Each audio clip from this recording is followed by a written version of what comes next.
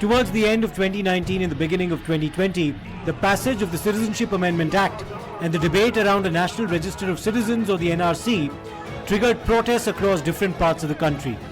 These were violent, lives were lost, and in Delhi there were riots. 6 years later, another piece of legislation has divided the polity.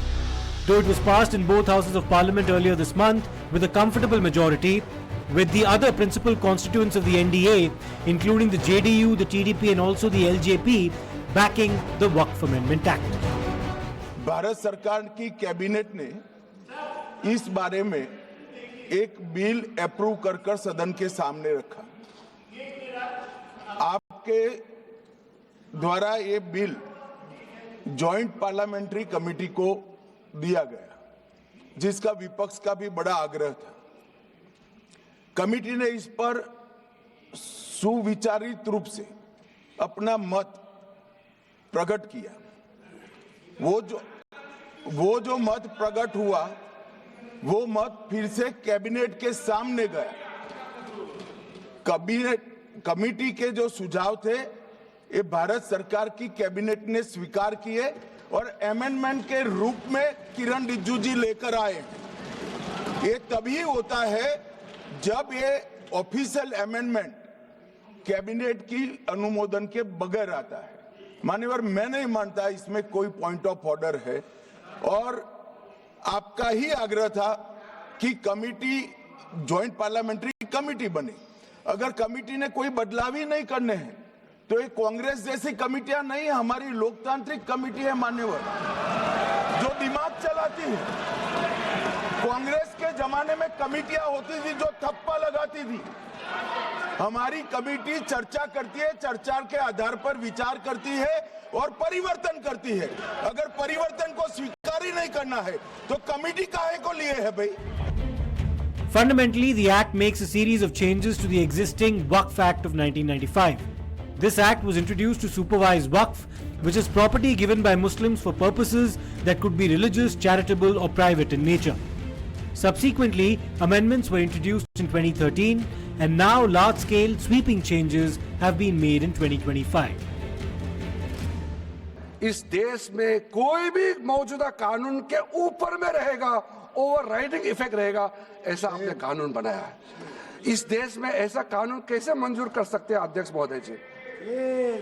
हर कानून अपना अपना हिसाब से चलता है, लेकिन एक कानून दूसरे कानून के ऊपर में ओवरराइडिंग इफेक्ट होगा, ये कोई भी मान्यता नहीं दे सकता है।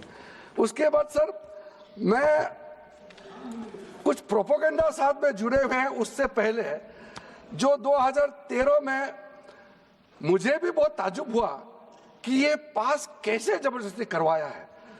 2013 में वक्त पे यूजर जो आपने प्रावधान डाला, उसके बाद 1970 से केस चल रहा था दिल्ली के अंदर में। दिल्ली के अंदर में हमारा सीजीओ कॉम्प्लेक्स है, पार्लियामेंट बिल्डिंग है, कई प्रॉपर्टीज है और इसको वक्फ बोर्ड, दिल्ली वक्फ बोर्ड ने क्लेम किया कि ये वक्फ प्रॉपर्टीज है। उसके बाद ये केस चल रहा था अदालत में। उस समय यूपीए सरकार ने पूरा सारा जमीन को डी नोटिफाई करके वक्फ बोर्ड को दे दिया। 123 प्रॉपर्टी। माननीय अध्यक्ष महोदय, According to the NDA government, these sweeping changes were necessary because the Waqf boards across the country in different states had sweeping powers, leading to massive encroachment, fraudulent claims, attempts at appropriation, among others. Lack of transparency needed to be addressed, and the boards, according to the government, had to be made more inclusive to include non-Muslims as well. आज एक ऐसा दिन है जो मैं कहूंगा कि अजीब दास्तां है।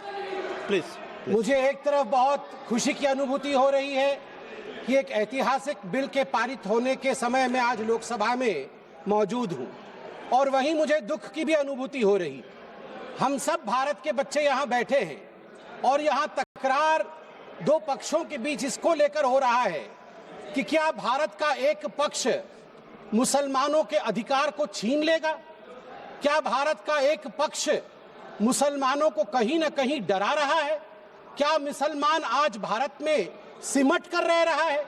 सभापति महोदय, मैं आज सीना ठोक के कहना चाहता हूं कि पूरे विश्व में यदि मुसलमान सर्वाधिक सुरक्षित कहीं है तो उस देश का नाम भारतवर्ष है, हिंदुस्तान है।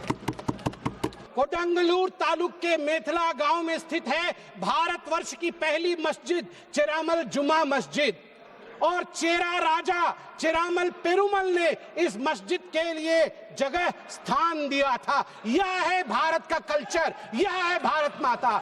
और इस भारत के ऊपर आप संदेह दिखा रहे हैं। क्या स्थिति है आज वक्फ को लेकर इस्लामिक देशों में? क्या वक्फ प्रॉपर्टी इस्लामिक देशों में है? मैं इस्लामिक देशों का नाम पढ़ूंगा जहां वक्फ का वजूद नहीं है। तुर्की में नहीं है, लीबिया में नहीं है, इजिप्ट में नहीं है, सूडान में नहीं है, लेबनान में नहीं है, सीरिया में नहीं है, जॉर्डन में नहीं है, तुनीसिया में नहीं है, इराक में नहीं है। भारतवर्ष में वक्फ बोर्ड है। वक्फ प्रॉपर्टी को कानूनन सुरक्षा, लीगल प्रोटेक्शन दिया गया है। उसके बाद भी हंगामा क्यों है बरपा? उसके बाद भी हंगामा क्यों है बरपा? मैं पूछना चाहता हूं। The bill was introduced in the Lok Sabha after the 2024 elections but was sent to a joint parliamentary committee. There were widespread consultations, at least 38 sittings, and eventually a bill with amendments was tabled. Committee के बारे में उसका जिक्र काफ़ी हो चुके हैं, लेकिन मैं इतना कहना चाहता हूं कि जो कमेटी इस बार दोनों सदन लोकसभा राज्यसभा मिला करके ज्वाइंट कमेटी में वक्फ अमेंडमेंट बिल पे जो चर्चा हुई है, आज तक भारत के संसदीय इतिहास में इतना व्यापक रूप से चर्चा, कंसल्टेशन और समय कभी नहीं दिया है। इसलिए मैं जो ज्वाइंट कमेटी में जितने मेंबर्स दोनों सदनों के लोकसभा और राज्यसभा में जो सदस्य उस कमेटी में थे, मेरे तरफ से सरकार की ओर से मैं धन्यवाद देता हूं, अभिनंदन करना चाहता हूं। उसके साथ साथ मैं कहना चाहता हूं सर, आज जब मैं जो बात रखूंगा आपके सामने में, पिछली बार जब हमने ये प्रस्तुत किए थे बिल को इस सदन में, तब भी मैंने कई बातें बताई थी। आज मैं उसको नहीं दोहराते हुए कुछ बातें मैं जोड़ूंगा, और मुझे अपना बात रखने के बाद सिर्फ उम्मीद ही नहीं, पूरा यकीन है कि जो लोग इस बिल को विरोध कर रहे थे वो हृदय में भी बदलाव होगा। पॉजिटिव सोच के साथ इस बिल में सब समर्थन करेंगे, ये मैं विश्वास के साथ आगे अपना बात रखना चाहता हूं। There was prolonged debate in Parliament on the 3rd and 4th of April in the Lok Sabha and the Rajya Sabha respectively, and by the time the proceedings had ended, it was well past midnight.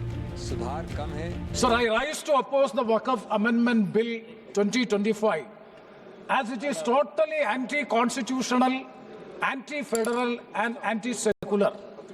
Sir, Article 25 to 28 of the Constitution, in particular Article 26 and Article 13(2) of the Constitution is very clear that this bill violates the fundamental rights of freedom of religion. That is being violated. That is why I'm saying that this law will not sustain in a judicial scrutiny. If it goes to the judicial scrutiny, definitely it is violating Article 13(2) of the Constitution, so it will not survive in law. Sir, the Honorable Home Minister today in his intervention has made an illogical distinction between Waqf and the Waqf Board. I would like to know from the Honorable Home Minister Amit Shah ji, Waqf means it is a dedication on the part of a believer to the God, to Allah. It is a dedication, it is a gift. And what is Waqf Board? Waqf Board means to administer that deed or to administer the gift or the dedication. माननीय अध्यक्ष जी, आज मैं इस सदन में वक्फी तरमीमी bill 2025 के खिलाफ अपनी बात रखना चाहता हूं। वक्फ अमेंडमेंट बिल 2025 के जरिए सरकार वक्फ ट्रिब्यूनल के अधिकार को कम कर रही है। वक्फ बोर्ड के अधिकार में भी काफी कम किए जा रहे हैं। वो इसलिए कि ताकि वक्फ बोर्ड की संपत्ति को आसानी से सरकार अपने कंट्रोल में कर सके, जिसको कि हम बर्दाश्त नहीं करेंगे। माननीय अध्यक्ष जी, मैं आपके माध्यम से कहना चाहता हूं कि मैं और हमारे नेता माननीय राष्ट्रीय अध्यक्ष अखिलेश यादव जी सिर्फ इस बिल का इसलिए विरोध नहीं कर रहे कि इसको एनडीए सरकार लेकर के आई है। हम इस बिल का विरोध इस वजह से कर रहे हैं क्योंकि ये हमारे मुस्लिम समाज को तोड़ने का काम है, हमारे मुस्लिम समाज को कमजोर करने का काम है और इस देश के अंदर विकास में रोधा उत्पन्न करने का काम है। माननीय अल्पसंख्यक मंत्री जी कह रहे थे कि विपक्ष गुमराह कर रहा है, बल्कि हकीकत यह है विपक्ष गुमराह नहीं कर रहा है इस बिल के ऊपर, बल्कि आप लोग गुमराह कर रहे हैं।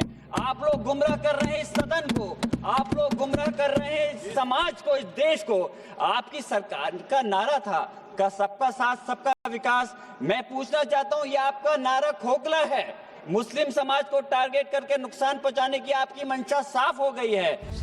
Those critical of the amendments made the argument that this bill violated fundamental rights, that it violated secularism and had interfered with the autonomy enjoyed by the Muslim community over their properties. They also alleged that this interfered with their religious practices. Those who defended the amendment said that religious and secular activities of the Waqf were separate and that there would be no interference with the former. They also said that the Waqf had little or no oversight, a problem that needed rectification, and the inclusion of non-Muslims also had to do with the fact that other boards such as the Bodh Gaya Act or the Amarnath Ji Shrine Act did not expressly disallow non-Buddhists or non-Hindus respectively, so there was a precedent there. In fact, the JPC report had also argued that in the case of the Waqf, many of the aggrieved parties who accused Waqf boards of trying to lay claim to their lands were non-Muslims and therefore a fair representation was the need of the hour. मैं ये वक्फ तरमीमी bill की मुखालिफत में खड़ा हुआ हूँ। Sir, ये वक्फ तरमीमी bill Bharat के गयूर मुसलमानों के ईमान पर, इबादत पर एक हमला है। नरेंद्र मोदी की हुकूमत ने इस मुल्क की सबसे बड़ी अक़लियत के खिलाफ एक ऐलान जंग कर दिया और ये जंग ना सिर्फ मेरे जिस्म पर है बल्कि मेरी आज़ादी पर, मेरी समाजी और माशी मार्जिनलाइजेशन पर है, मेरी शहरियत पर है, मेरे मदरसे, मस्जिदों, खानखाहों और दरगाहों को निशाना बनाया जा रहा है। और ये हुकूमत सच्चाई को नहीं बयान कर रही है कि ये तरमीमी बिल से मुसलमानों का तहफ़्फ़ुज़, तरक्की और गुर्बत का खात्मा होगा। ये सरासर झूठ है। मुस्लिम वक्फ को वक्फ बयूज़र निकाल दिया गया। एक मुस्लिम वक्फ की जायदाद पर कब्जा होगा, लिमिटेशन लगेगा तो जो एनक्रोचर है, जो खाबिज है, वो रातों रात मालिक बन जाएगा और एक गैर मुस्लिम वक्फ बोर्ड को एडमिनिस्टर करेगा। ये आर्टिकल 14 के इक्वल प्रोटेक्शन का वायलेशन। अब आर्टिकल 14 में सर इक्वालिटी बिफोर लॉ भी है और उसका कैसा वायलेशन हो रहा है कि कोई आर्बिट्रेरी स्टेप नहीं ले सकता और कोई भी ऑफिशियल किसी भी तरीके से गलत आर्बिट्रेरी फैसला नहीं लगा। यहां पर आप एक डेजिग्नेटेड ऑफिसर को रखकर वो फैसला लेगा कि ये जायदाद वक्फ की है, गवर्नमेंट की है। क्या ये प्रिंसिपल्स ऑफ नेचुरलिज्म के खिलाफ नहीं है जिसका तकर्रुर एग्जीक्यूटिव करती है? ये हमारे theory of separation of powers, Bharat के आइन का बेसिक स्ट्रक्चर का हिस्सा है। क्या इसका वायलेशन नहीं है? सर, आर्टिकल 25 का वायलेशन कैसे है कि आप मुसलमानों से वक्फ यूजर छीन रहे हैं और फिर आप कर्ब कर रहे हैं वक्फ औलाद को, मगर वहीं पर दूसरे धर्म के मानने वालों को उनके मजहब पर चलने की पूरी इजाजत है। लफ्ज जो आर्टिकल 25 में इस्तेमाल हुआ सर, वो इक्वली एंटाइटल्ड, यहां पर मुसलमानों के इक्वल एंटाइटल्ड नहीं हो रहा। वक्फ संशोधन अधिनियम 2025 भारत में रहने वाले हर एक गरीब, पिछड़े, वंचित मुसलमान के लिए एक बहुत निहायत फायदेमंद कदम है जो देश के यशस्वी प्रधानमंत्री आदरणीय नरेंद्र मोदी जी के नेतृत्व द्वारा उनके लिए उठाया गया है। वक्फ की संपत्तियों जो कि 9 लाख के करीब देश भर में है, लेकिन जिसका सदा दुरुपयोग हुआ, कभी भी उसका सदुपयोग मुस्लिम समाज के उद्धार के लिए नहीं किया गया। मैं बता देना चाहता हूं कि इस अधिनियम के आ जाने से वक्फ की संपत्तियों का सदुपयोग होगा और उनका उपयोग मुसलमानों के उद्धार में, मुस्लिम समाज की शिक्षा के लिए, उनके स्वास्थ्य, उनके अधिकारों के लिए किया जाएगा। अब हमारे देश के तथाकथित सेक्युलर दल मुसलमानों को वर्गलाने की, गुमराह करने का जो प्रयास कर रहे हैं, उससे मुसलमान अब उनके मजीद बहकावे में आने वाले नहीं हैं।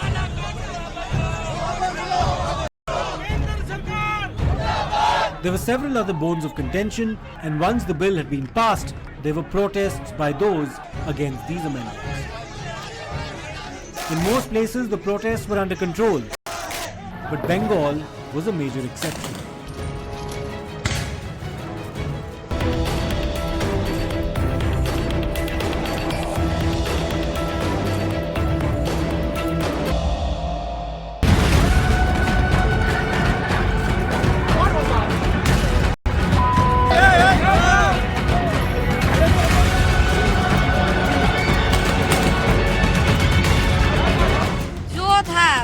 तो हमको लूट लिया।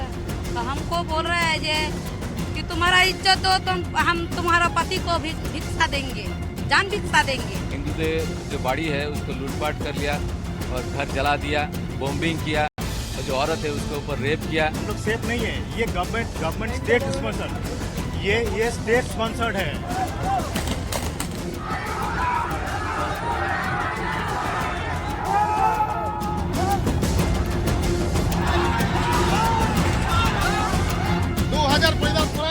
यहाँ से चला गया कैसे जगह में, कोई तरह का हम लोगों का मतलब मदद नहीं मिला है अभी तक।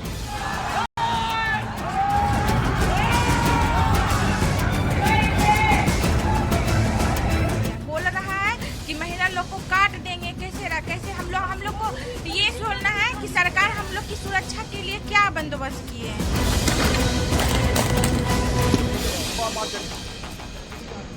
In Murshidabad, the situation was dire.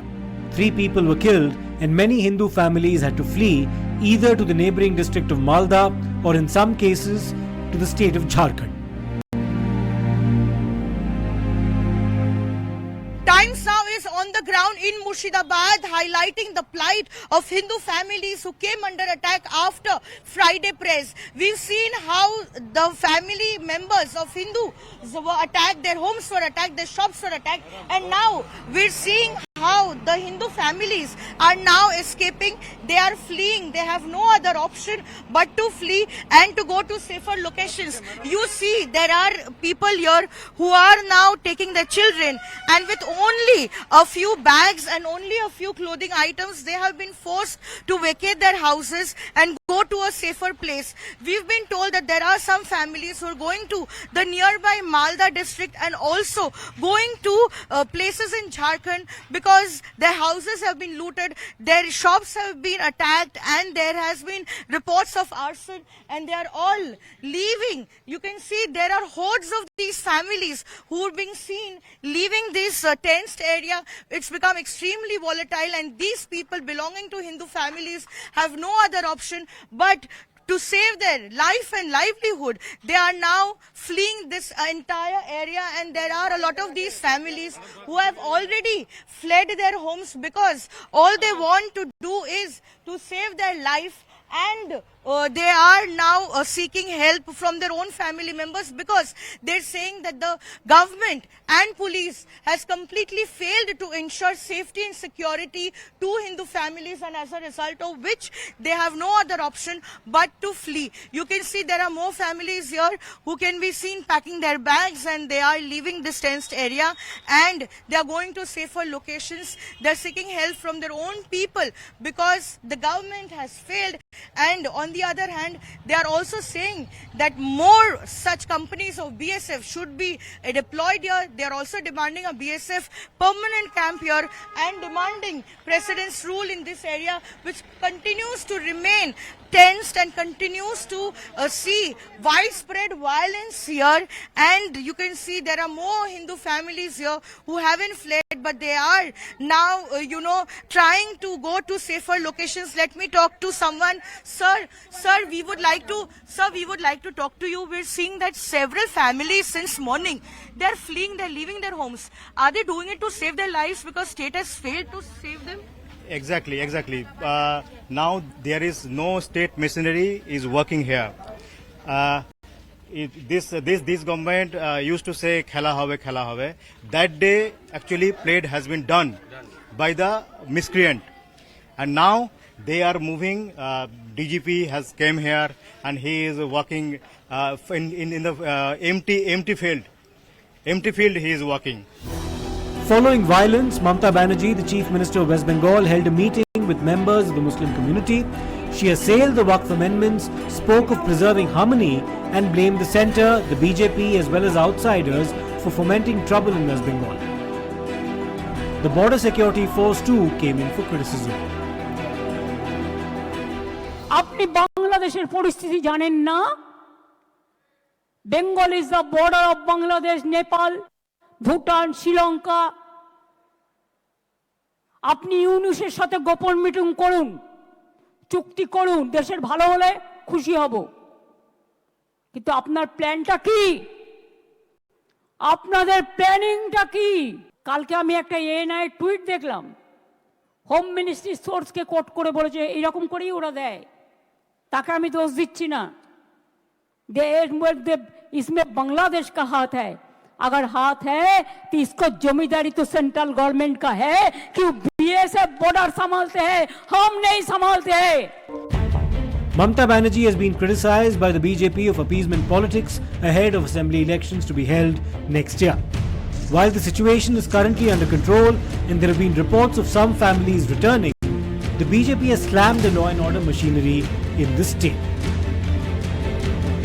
Murshidabad violence पे क्या कहना चाहेंगे आप? कई लोग पलायन कर रहे हैं। ये मिचिल में हिंदू के लिए नारा था, save Hindu in Bengal from TMC. Murshidabad में जिस तरीके से घर में घुस के हरगोविंद दास और उनका लड़का को चंदन दास को खून किया, ये लोग मत का घात उतार दिया, उसका खिलाफ पूरा बंगाल का हिंदू समाज गुस्सा में है। पूरा डिवीजन स्पेशल बेंच पूरा छूट दिया है सीएपीएफ को, take appropriate action to restore the normalcy. ये शर्म का बात है, मुर्शिदाबाद का हिंदू लोग घर बार छोड़ के अपने प्राण को बचाने के लिए मालदा जा रहा है। छी ममता, छी, सेम ममता, सेम। मोहब्बत का दुकान, वो लोग का 2500 सैलरी मिलता है, हाईएस्ट अपीजमेंट। ये 2500 वेतन जिस लोग को मिल रहा है ना, ये सब चुनाव में ममता बनर्जी को ये करता है, कैंपेन करता है। नौकरी नहीं, एजुकेशन नहीं, हेल्थ नहीं, ओनली अपीजमेंट वोट बैंक के लिए। The TMC has slammed the amendments to the Waqf Act. Mamata Banerjee, however, has said that she will be visiting Murshidabad. Now that the amendments have been challenged by more than 70 petitioners in the Supreme Court, and the court has commenced hearings while giving the centre a week's time to issue its rejoinder, all eyes will be on how this matter plays out legally. ये जो थोड़ा बहुत झमेला होता है इधर उधर, ये खाली बंगाल में नहीं, सारा देश में होता है। इसके लिए जिम्मेदारी सेंट्रल गवर्नमेंट की है, वक़्फ़ बिल और वो जो जबरदस्ती यार। लेकिन जो भी देश में दंगा फसाद, कोई झमेला, सारा देश जोड़ के जो हुज्जती हो रहा है, वह कोई भी कुछ होगा, इसके लिए सबका जिम्मेदार है अमित शाह और नरेंद्र मोदी और जोगी। BJP is a third-class party. They can only talk in communal terms. In Murshidabad, both the Hindus and Muslims are for TMC. There is no fleeing from the area. If there is trouble at any spot, the local administration will take adequate steps. We cannot let the peace in Murshidabad be disturbed by outside forces. Isoda's claim is all false. Temporarily something may have happened. In Murshidabad, Hindus and Muslims have always lived in peace. Nothing will be disturbed. The last word on the Waqf amendments is yet to be delivered. It is an act and therefore a law. But its future may depend on what the court